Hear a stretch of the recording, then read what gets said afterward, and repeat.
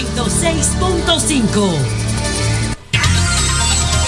3:44 minutos. Dejé el comentario sobre el tema para incluirlo en mi turno, para no extenderme mucho. Tú también, Cristian.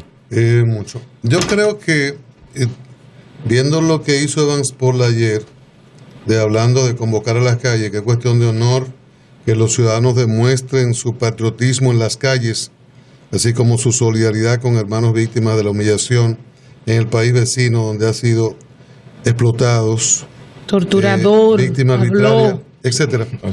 Somos torturadores. Este es el primer ministro, una figura política importante. Martelly es el presidente. Parte de la oligarquía. Un hombre que haitiana. lo que sabe es bailar, y no estoy muy convencido que cante bien. Esto es una figura política importante. Es el primer ministro y en un régimen parlamentario la figura de la política diaria fundamental. La sociedad civil, creo que fue organizado por el gobierno, lo llamaron sociedad civil, hace una marcha, él lo recibe y termina convocando a las calles contra los explotadores de al lado. Y cancelan, retiran, destituyen al embajador en República Dominicana porque necesitan a alguien de línea dura que esté alineado con esas posturas de confrontación irresponsables y mentirosas que hasta el momento ha mantenido la élite haitiana con relación a este tema.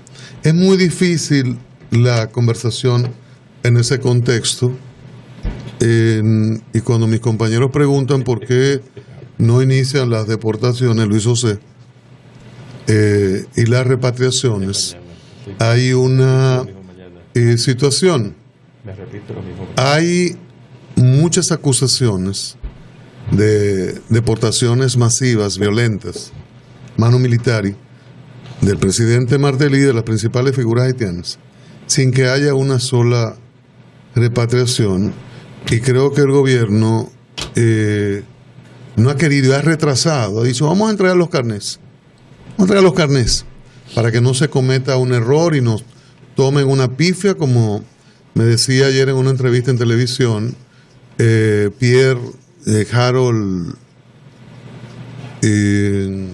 Harold Pierre, un politólogo, profesor haitiano, profesor de la UNPU y de la Universidad Autónoma, que decía, mira, hubo un caso, y yo le decía a Pierre, pero por Dios, un caso, estamos hablando de cientos de miles, y Martelly se basó en algo que le dijeron de frontera, pero buscar cualquier caso.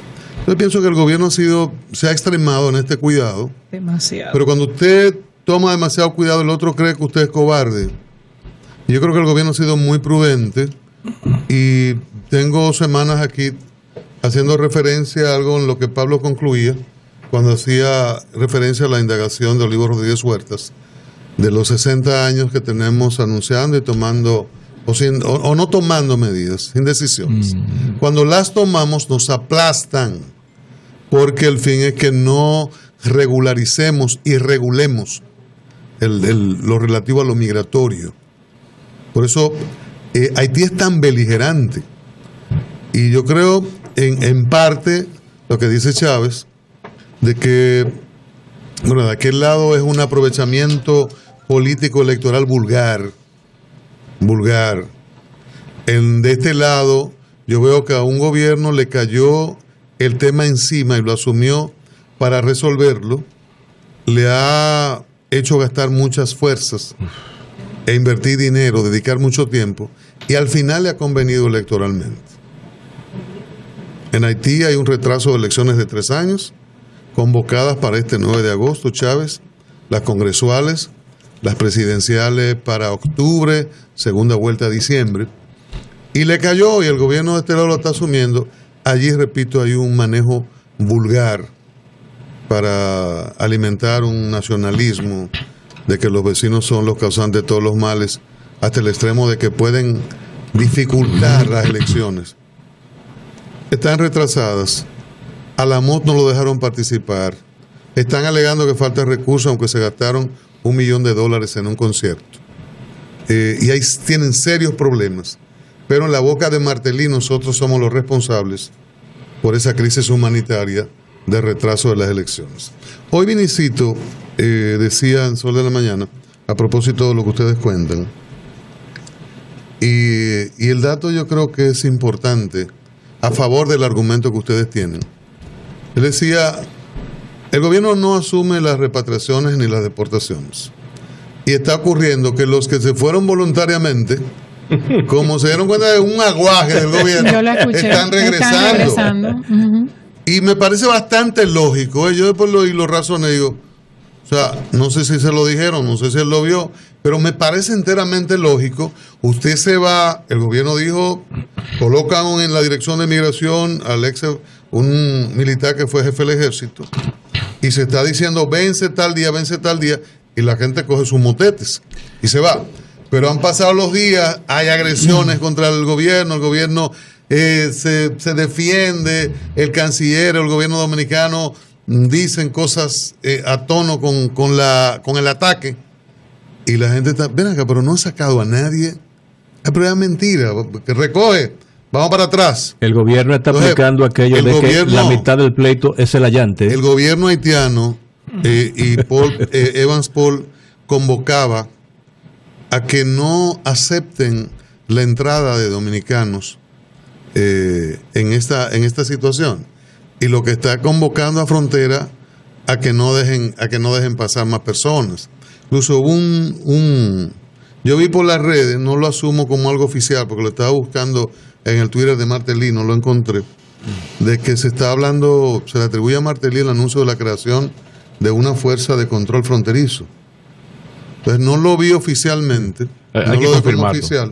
Correcto. Hay que confirmarlo. Y dije, bueno, parece lógico para contener y que se cree la crisis en la frontera. Entonces es sumamente difícil. Pablo decía lo relativo a los empresarios que son también, que se aprovechan también de esta situación. Históricamente creo que se han aprovechado, pero en este momento se da un fenómeno muy extraño.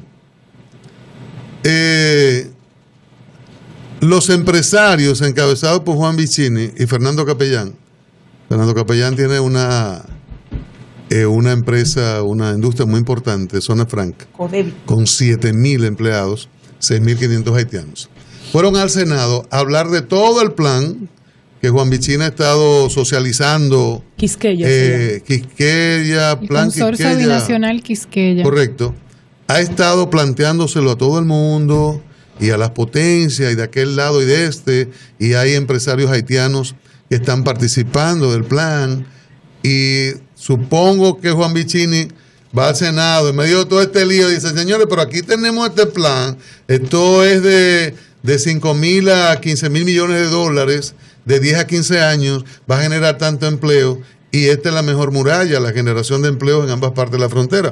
Esta es la mejor contención del enfrentamiento y todo, y apuran el paso. Y con él dice hoy, no podemos romper el diálogo. Empresarios y agroempresarios se han beneficiado, y constructores, de una mano de obra barata por ilegal, por indocumentada. Pero en este caso se da esta situación de que los empresarios están empujando al gobierno a que no abandone el diálogo y a que que se reencuentren. En un momento donde Haití dice que a la calle a protestar, el gobierno dominicano dice, presentan excusas, de allí le dicen, no, las víctimas nos piden excusas a los torturadores. El gobierno dominicano tiene la presión de sectores empresariales importantes, los más importantes del país, diciéndole no rompe el diálogo y vamos a los proyectos binacionales empresariales, que allí hay interlocutores en el nivel empresarial, que lo hay, no en el nivel político y de gobierno. Entonces, es un cuadro para el gobierno dominicano muy difícil, porque por el otro lado, cuando se encuesta o se consulta radio o lo que sea, más del 90% de los dominicanos dicen para adelante, y hay unas emociones por ahí que son terribles. Entonces, alentadas también por algunos discursos. Pero el gobierno está entre algunos que lo llaman a actuar, y aquí se le dijo que comienza a deportar o a repatriación, que es lógico porque es la ley, y entre empresarios que le dicen, el coronel dice, no van a el diálogo, y de aquel lado tienen casi clarines de guerra, y Vicini dice, mire, aquí está el plan que hemos venido contemplando, y hay interlocutores empresariales para aplicarlo de aquel lado.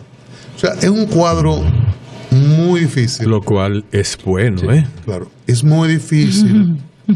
Es bueno el gobierno, y suena hasta muy aprovechado en este momento. En el momento, el primer gobierno que asume la vaina, porque Leonel Fernández, y me da la gana de decir que yo fui de los que más le critiqué, y casi solo en esto, hasta la necedad. El reglamento, es una irresponsabilidad, el reglamento. Que Hipólito dejó la ley antes de salir. Los PRDistas a veces decían, los PRMistas, Hipólito dejó la ley un día antes de salir. Pero lo que él agarró y guardó ese reglamento. Franklin Almeida sacó un proyecto en un momento que fue muy criticado. Pero que construyeron el metro así, 7 con mano de obra ilegal. 7 años. Una actitud extremadamente irresponsable, guardado el bendito reglamento. Entonces, vino todo por eso, Pablo, ya te pasó el bate. Sí. Cuando se habla de la sentencia del Constitucional, y Pablo ya hemos tenido discusiones sobre esto aquí, digo, qué bueno que se dio la sentencia. Y qué bueno que el MUDA y todos esos grupos y ONGs que andan por ahí protestando y denunciándonos, fueron los que elevaron un recurso en constitucionalidad de esa ley en 2005. Y la Suprema de Subero es la que falla, y yo siempre cito que el Constitucional, por la Constitución del 10, no podía distanciarse de aquella decisión. Qué bueno que el Constitucional tomó esa decisión, porque quizá hubiesen pasado, Pablo, 60 años más de los contados por Olivo y por ti, y no hubiésemos tenido el principio de solución con todo este maldito lío que tenemos. Lo que pasa es que el mérito yo solo... Sí. Arrancamos, Sí. Arrancamos pese a la dificultad del interlocutor. Lo que pasa es que yo a quien le doy el mérito de dar el paso hacia adelante es al Ejecutivo, correcto. Pone su ley para salvar algo que plantea el Tribunal Constitucional y que la comunidad internacional, el resto del mundo, no le iba a aceptar a la República Dominicana, que era desnacionalizar a 30.000, 40.000 seres humanos. Pero siempre es bueno las anécdotas, y hasta un cuentecito muy sabroso que yo he hecho varias veces, si es del cubano cuando triunfa la revolución, años 60 y 70, una manifestación en Miami, el cubano está diciendo, ustedes saben que en La Habana hay un tirano terrible que se llama Fidel Castro, y comienza la gente a aplaudir y dice, mío, qué bien que habla el cubano, coño, que Moreno que habla bien, dice ese hijo de Pi que se llama Fidel Castro está acabando con nuestra querida isla, y comienza a aplaudir y dice, coño, pero que oye, Moreno cubano sí que habla bien. El tipo sigue hablando y al final de su discurso dice, y en base a todo lo que yo he dicho, yo planteo que tomemos las armas y vayamos a Cuba a salvar al país del comunismo. Y el tipo dijo, coño, ya comenzó la ambiente cubano, O sea, aquí con esto pasa igual. Y los haitianos y la cosa. Ahora llega el momento, y en mi finca yo no tengo quien me trabaje. Voy a hacer la cisterna y no tengo quien me trabaje. Tengo el edificio y no tengo quien me lo cuide. Entonces, es ahí el asunto. O sea, por eso es que la presión tiene que ser, como decía Elizabeth, gobierno, comience. Si usted quiere, contrate en la metro guaguas con aire acondicionado y azafatas morenas, 5 o 10, bien distribuidas, con chocolate, pan de agua. Ahora comience el proceso de deportación, y con mucha prensa.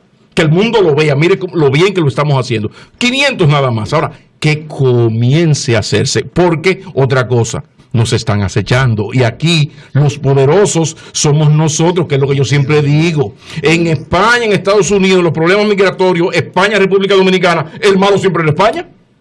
En este caso tenemos que ser cuidadosos. Vamos a la llamada, Samauri.